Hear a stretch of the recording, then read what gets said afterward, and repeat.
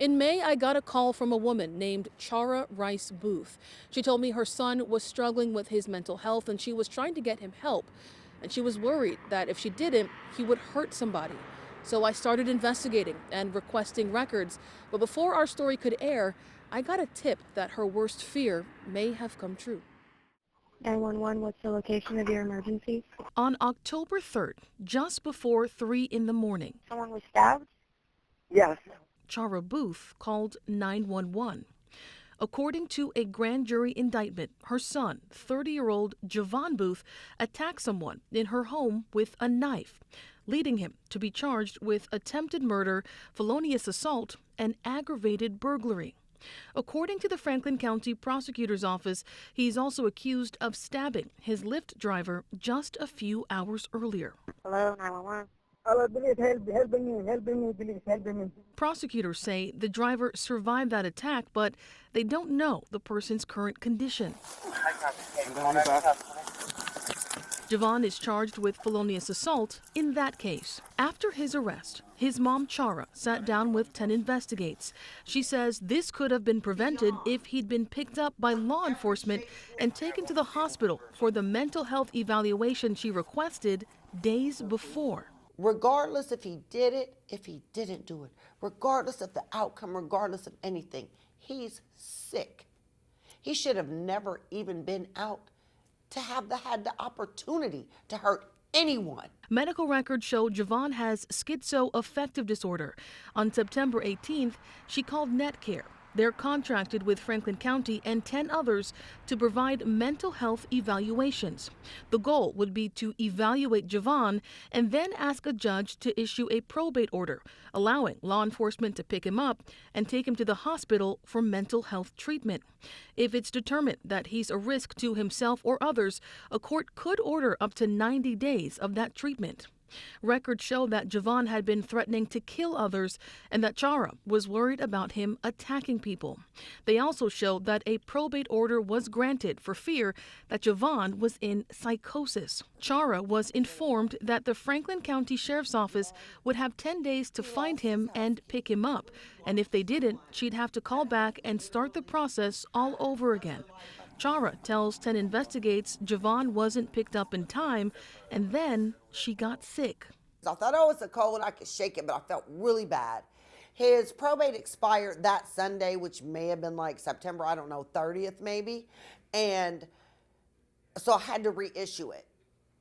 I was just sick. Those attacks happened 5 days later, before Chara says she felt well enough to make the call. Now she's left with this question for the sheriff's office. Why did you not pick my child up, take my child to the hospital when you were supposed to do so, because that's your job? And it's not the first time she's had to ask this question. Hi. Did you call us? Yeah. Records show she called Columbus Police on May 7th after another probate order expired, telling officers about Javon's mental health diagnosis and that he tried to steal someone's gun. She asked police if they would take him to the hospital. What did they say whenever you called NetCare today? NetCare tells me every time it's probate issue, wait on the sheriffs to come and get him. They have 10 days to pick him up. If they don't pick him up within 10 days, call and reissue a probate. There have been times I've reissued a probate for 40 or 50 days in a row. When he ends up dead, and if he's not dead, if he kills somebody, they're going to try to give him the chair. I don't understand. In the end, Columbus Police did not take Javon to the hospital that night. All right, man, you're under arrest. 7 hours later, Javon was arrested by Groveport police, accused of trying to strangle a man. According to the warrant, he had a knife on him during the struggle. Javon is charged with felonious assault in that case. Chara wanted to know why Columbus police didn't take Javon when she asked them to. So we asked them. I'm the track lieutenant with Columbus Police. CPD didn't want to comment on that incident, but they did agree to talk to us about mental health runs. Where we take 2,000 close to 2,000 mental health calls for service per month at CPD alone. Lieutenant Mike Voris told me police don't do probate pickups. We will not be dispatched on them, and they are the responsibility of Franklin County Sheriff's Office. If they do find someone with a probate order, they can detain them, but they say they then call the sheriff's office. And he added that an officer can issue a pink slip at their discretion and hold someone so they can get a mental health evaluation. They decide whether or not they're meeting one of the 4 criteria that's necessary for a pink slip, which includes is there suicide involved, violence or homicide, unable to care for basic needs, and number 4, the tricky one, serious or substantial violation of the rights of self or others, and would benefit from a visit to the hospital. After Javon's arrest in May, his family contacted itn-investigates looking for answers about what they say are gaps in the mental health system. And since then, we found this paper trail from Netcare. It details the more than 45 calls Chara has made to get her son mental help. But she says it wasn't always like this. He's my baby. He's my firstborn. Javon's always been so independent. She says Javon's mental health struggles came without warning around 2015 while he was in college. We were literally T-boned by schizoaffective disorder, and that is where things changed. She says Javon also has poor insight, meaning he doesn't think he's sick and won't stick to treatment plans. Her calls to Netcare started in 2016. In the time since, Javon has had 31 probate orders issued for mental evaluation. It felt like every couple of months you'd have to call, he'd be hospitalized, they stabilize him, release him, he stops taking the meds, rinse and repeat. Absolutely. Is that essentially the cycle you've been kind of walking for 10 Yes, years? Exactly. So that is why he's been hospitalized over 50 times.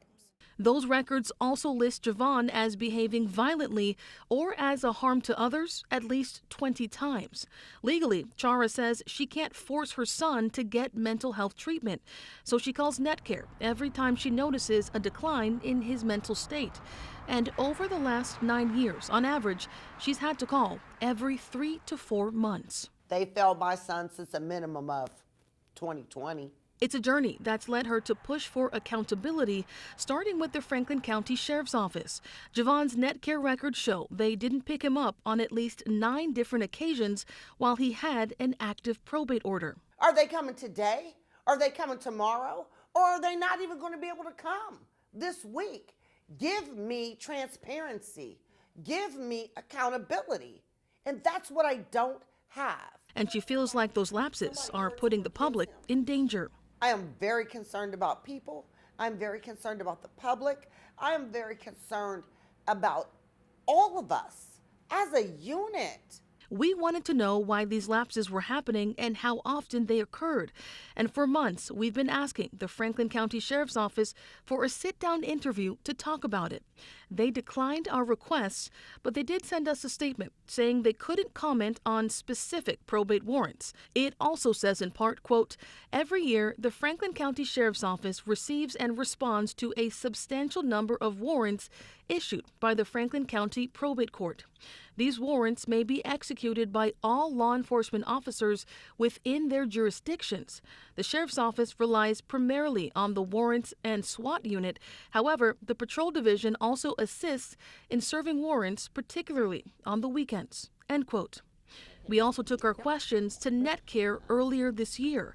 They told us between June of 2024 and June of 2025, they had 1,200 probate requests filed, and almost a fifth of them had to be refiled at least once. Is there anything that can be done to, I guess, address the fact that these probates may not be completed in the court allotted time from your perspective?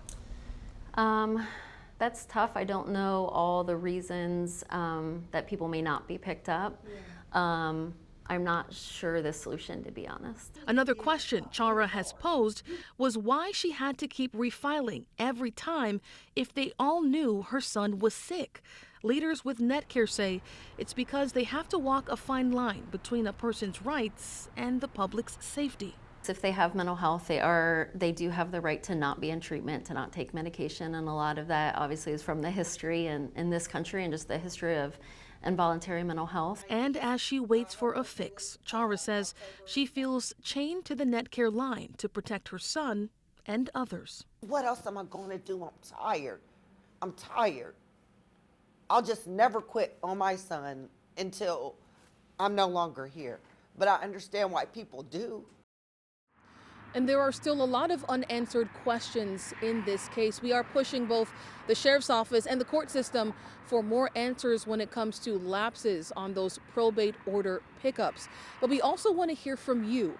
If you've had a similar experience, you can email us at 10investigates@10tv.com. In Columbus, Rochelle Aline, 10TV News.